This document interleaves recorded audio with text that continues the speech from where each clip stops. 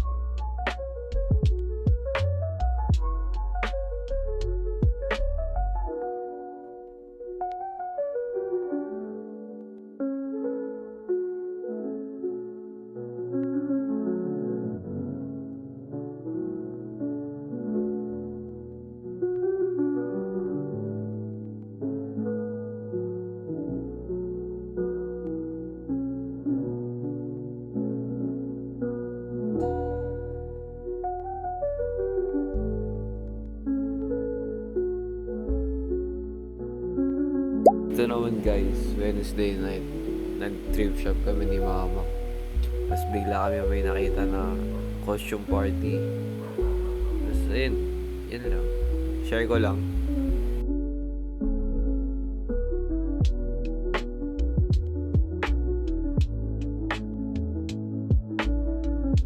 Guys, small Q&A lang.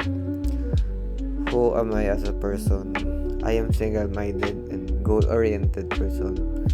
Ako yung type na pag may goal ako, gusto kong naandun lahat sa goal ko, yung time and attention ko para maging effective ako, para makuha yun. Who am I as a student? I am determined and positive kasi kahit minsan nahihirapan ako, gumagawa pa rin ako ng paraan kung paano ako susolusyonan yung kailangan kong gawin. And how you strive to study despite the current limitations and challenges. I just learn and adapt to the environment kasi naniniwala ako kung may limitations and challenges na dumarating sa'yo, may rason and purpose yun, and you just gotta deal with it. How you manage to maintain your mental health. I manage mental health by providing self-care, getting enough sleep, eating well, and staying active. I stay connected with friends and loved ones and set clear boundaries to maintain balance. And what are the activities you do to learn and to cope up? Activities I do to learn and cope up is exercising and reading. Kasi pag ginagawa ko yung mga yun, parang na-energize ulit ako. Then, parang ready to battle na ulit. What are your realization and reflections in our current situation? My realization and reflection, my current situation is time management is crucial, lalo na pag college ka na.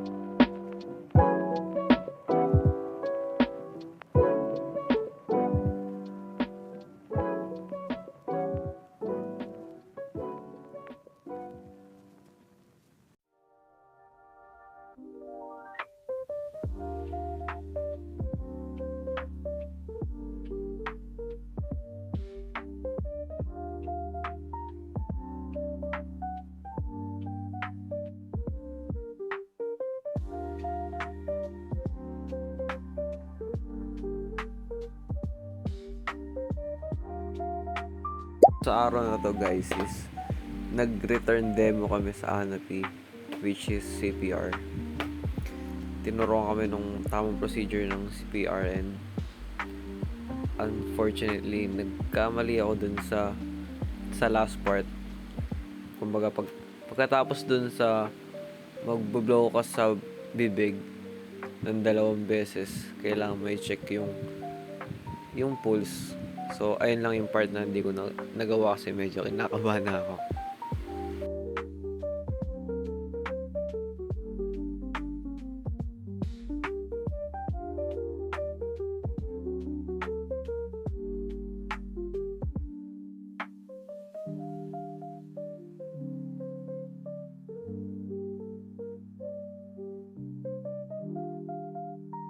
Ngayong Saturday naman is gumawa ako ng project sa art appreciation about reflective music.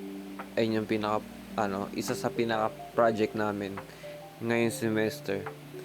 Ang basically yung pinapagawa sa amin is may kinig kami sa isang music, then i-convert namin yung feelings namin towards dun sa song, or yung naramdaman namin dun sa song. So, binigyan kami ng 4 na option, which is sketching, painting, poem, and ano pa ba yung isa? Graphic design. Ayun. Then, ayan pa lang ngayon sa Saturday pa lang. Ang nagawa ko pa lang dyan is background and outline kasi nabugbog ako ng Friday yung red time namin. Medyo chaotic and stressful, kaya hindi ko kinaya.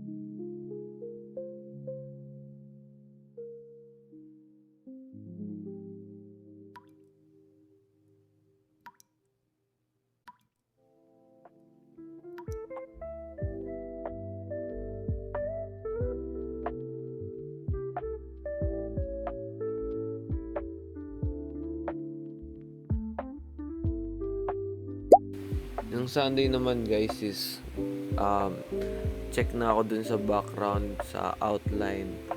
Doon naman ako sa pagkukulay nung building, tower, tsaka nung parang pinakabundok. Kasi ang main inspiration ko is yung painting ni Vincent van Gogh na Starry Night. So, hindi ko naman totally na ginagaya, pero ginagawa ko siya as my version.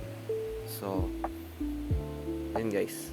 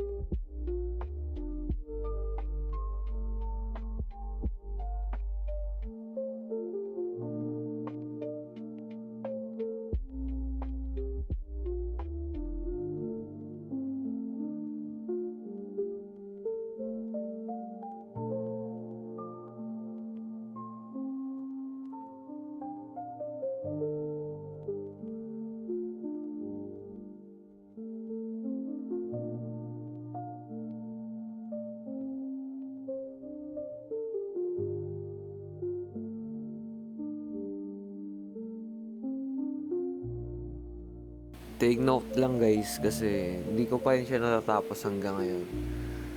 Since patapos na yung semester and yung mga prof namin is nagbababa ng mga project para sa mga gustong umabot sa grades nila. Lalo na ako, may subject na hinahabol ako. So, ito pala yung pinaka recent na ginawa ko.